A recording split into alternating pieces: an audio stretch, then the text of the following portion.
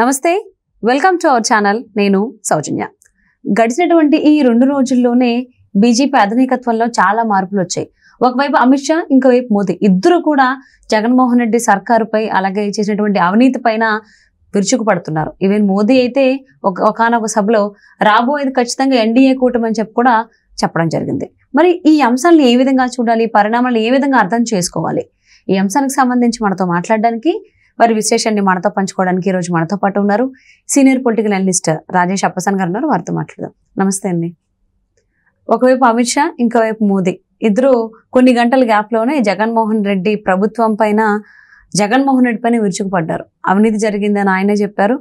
And Modi next ఎన్నికల తర్వాత NDA కూటమే ఆ ప్రభుత్వాన్ని ఫామ్ చేస్తుందని కూడా చెప్పడం జరిగింది. సో ఇలాగా జగన్మోహన్ రెడ్డి పైన విరుచుకుపడ్డం ఏ విధంగా చూడాలి, పరిణామాలు ఏ విధంగా అర్థం చేసుకోవాలి అంటారు? ఇక్కడ 2024 ఎన్నికలు, 2019 ఎన్నికల నాటి పరిస్థితుల పరిణామాన్ని ఒకసారి మనం పోల్చి చూసుకోవాలి. 2019 ఎన్నికల సమయంలో ఆ రోజు మొదటి నుంచి ఎన్డీఏలో కీలక భాగస్వామిగా ఉన్న తెలుగుదేశం పార్టీ ప్రభుత్వంలో అక్కడ ఇక్కడ అధికార భాగస్వాములుగా కొనసాగిన తెలుగుదేశం, భారతీయ జనతా పార్టీ ఎన్నికలు సమీపించే నాటికి వైరి పక్షాలుగా పోటీ పడినాయి. ఆ పోటీ పడిన సందర్భంగా ఒక రకమైన అంటే నరేంద్ర మోడీ గారిని ఓడించాలి అని చెప్పని చంద్రబాబు నాయుడు గారు జాతీయ స్థాయిలో ప్రతిపక్షాలని కూటమి కట్టే ప్రయత్నం చేశారు. అదే సందర్భంలో చంద్రబాబు నాయుడు గారిని ఓడించి తీరాలి అని చెప్పని భారతీయ జనతా పార్టీ శ్రేణులు కూడా అవసరమైతే జగన్మోహన్ రెడ్డి గారు గెలిచినా పర్వాలేదని చెప్పని భావనకు వచ్చేసిన తీరు చూసాం.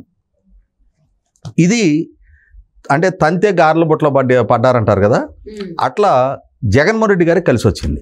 ఓకే, చంద్రబాబు నాయుడు గారిని ఓడించాలి అనే లక్ష్యంతో ఉన్న భారతీయ జనతా పార్టీ జగన్మోహన్ రెడ్డి గారు గెలిచినా పర్లేదన్న భావనకు వచ్చేశారు.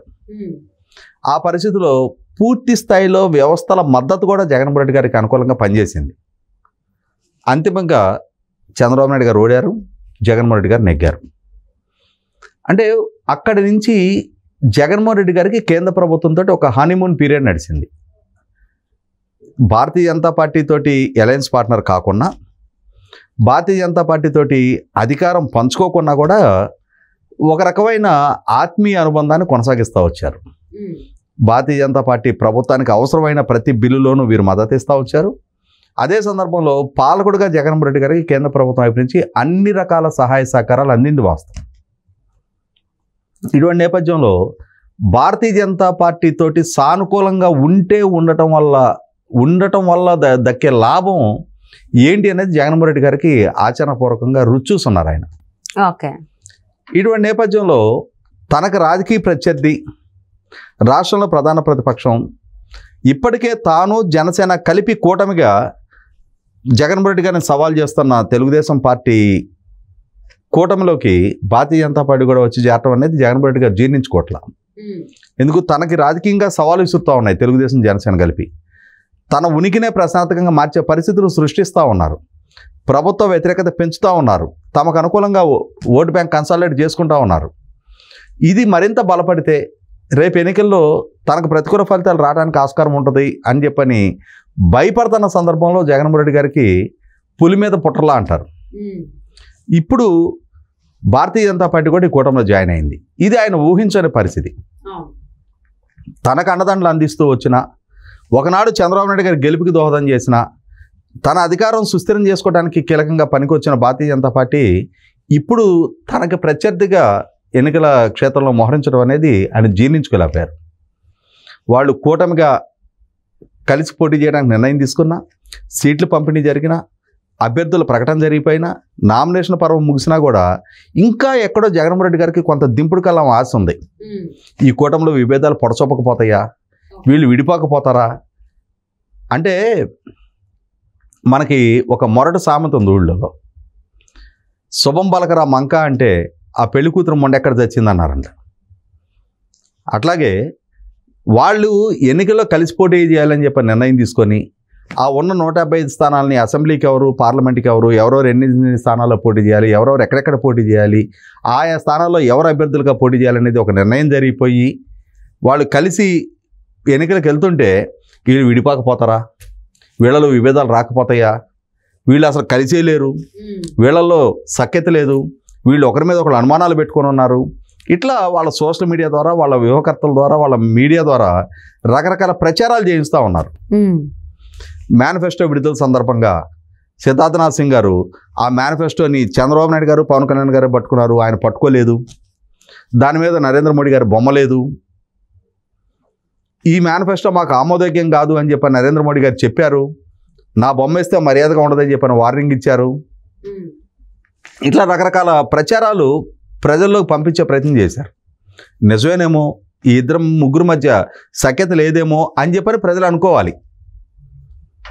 ఇంకొక అడుగు ముందుకేసి కొంతమంది తమకు లాయలుగా ఉండే భారతీయ జనతా పార్టీ నాయకుల చేత ఈ మేనిఫెస్టోతో మాకు సంబంధం లేదు అని చెప్పని మీడియా ముఖంగా చెప్పించే ప్రయత్నం కూడా చేశారు. కానీ అంతిమంగా అసలు సిసలు భారతీయ జనతా పార్టీ కేంద్ర నాయకత్వం 1 and 2 అంటారు. ప్రధానమంత్రి నరేంద్ర మోడీ గారు, ద్వితీయ స్థాయిలో ఉన్న అమిత్ షా గారు. మీరు ఇందాక ప్రస్తావించినట్టుగానే నిన్న ధర్మవరంలో అమిత్ షా గారి ప్రసంగం విన్నాం. ఇదే అమిత్ షా గారి ప్రసంగం 4 నెలల నాడు విశాఖపట్నంలో విన్నాం. జేపీ నడ్డా గారి ప్రసంగం శ్రీకాళహస్తిలో విన్నాం. రాజ్నాథ్ సింగ్ గారు రక్షణ మంత్రి హోదాలో అనకాపల్లిలో సీఎం రమేష్ గారి నామినేషన్ సందర్భంగా విన్నాం. నిన్న ఆదోన్లో విన్నాం.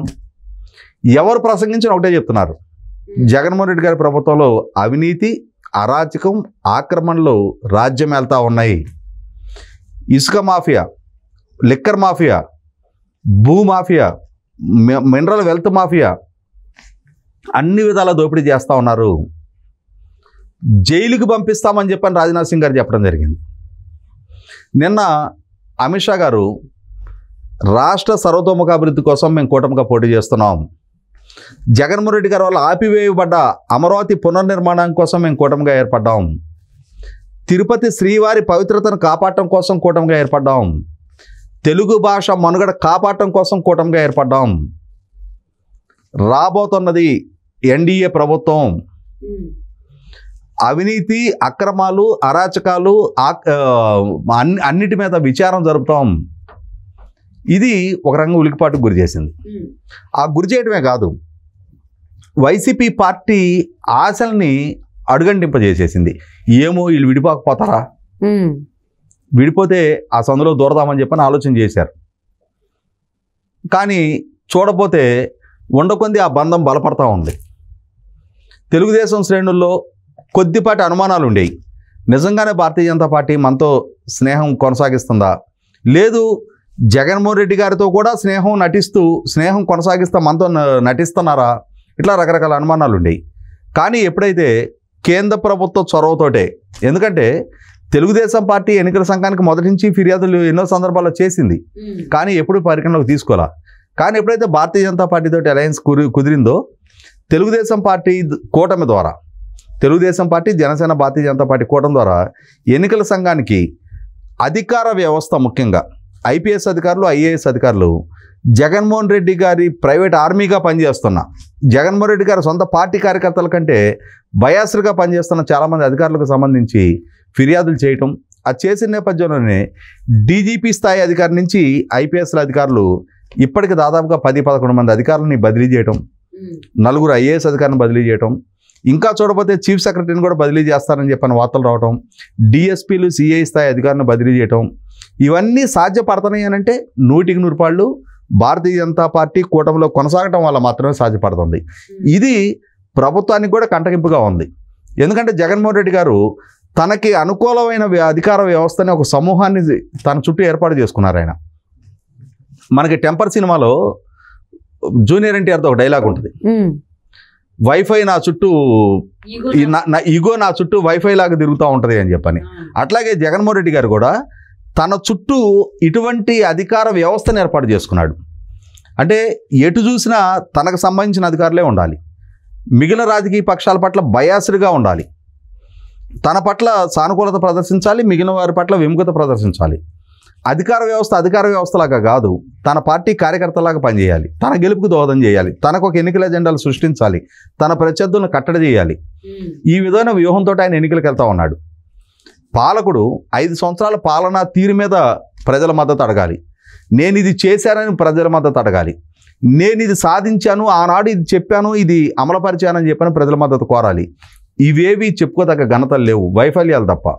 కాబట్టి ఈ అధికార వ్యవస్థను ప్రలోభపెట్టడం, వీరి ద్వారా ప్రత్యర్థులను కట్టడి చేయడం, ఇటువంటి మ్యానిపులేషన్స్ ద్వారా ఎన్నికలు నెగ్గాలని అనుకుంటాను జగన్మోహన్ రెడ్డి గారి ఆశని నిరాశపరుస్తా ఈ అధికార వ్యవస్థని బదిలీలు చేసి పారేస్తూ ఉన్నారు, ఎన్నికల విధులకు దూరం చేస్తూ ఉన్నారు. ఒక రకంగా మీరు ఇందాక ప్రస్తావించినట్టుగానే అమిత్ షా గారు, రాజ్నాథ్ సింగ్ గారు కాదు, ఇవాళ నరేంద్ర మోడీ గారు స్వయంగా ప్రచారానికి రావడం జరిగింది. వారు కూడా వైసీపీ పార్టీ ప్రభుత్వం అవినీతి కూపంగా మారిపోయింది, రాబోయేది ఎన్డీఏ ప్రభుత్వం అని చెప్పని చాలా స్పష్టంగా చెప్తా ఉన్నారు.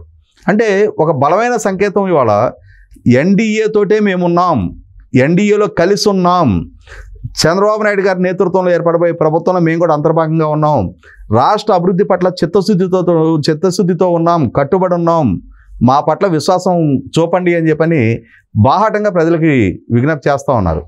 అదే సందర్భంలో కూటమిని ప్రజలు విశ్వసించడానికి కావాల్సిన భూమికి సిద్ధం చేస్తూ ఉన్నారు. జగన్మోహన్ రెడ్డి గారిని కట్టడి చేయడానికి కావాల్సిన భూమికి సిద్ధమవుతూ ఉంది.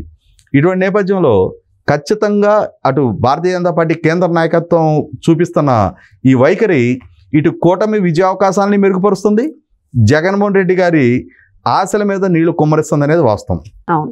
సో చాలా మందికి డౌట్ ఉండేది బీజేపీ అధినాయకత్వం జగన్మోహన్ రెడ్డితో ఉందేమో అని. బట్ ఈ జరిగినటువంటి 48 గంటల్లో మోదీ అలాగే అమిత్ షా మాట్లాడినటువంటి మాటలు ఏవైతే ఉన్నాయో దాంతో అవన్నీ కూడా పటాపంచలేపని నేను చెప్పాలి. సో మోదీ కూడా చెప్పడం జరిగింది ఖచ్చితంగా ఎన్డీఏ కూటమి గవర్నమెంట్ ఫామ్ చేస్తుందని, అదే జరుగుతుందని చెప్పి ఆశిద్దామని. Thank you so much Rajesh గారు.